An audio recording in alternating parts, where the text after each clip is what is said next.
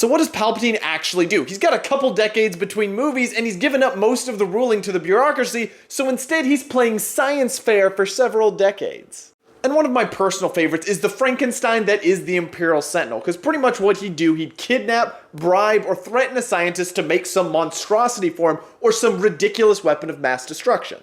Palpatine, like all Sith, had trust issues, and so he went to his cloners and decided that he wanted genetically engineered bodyguards that only answered to him.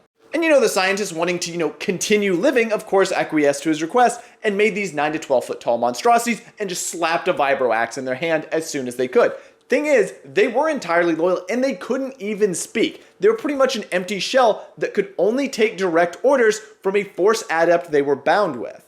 The only problem is some of the batches put a little bit too much effort into the unthinking part of unwavering loyalty and would only do something if directly ordered to, otherwise they sat around like a pile of armor, not doing much besides looking intimidating.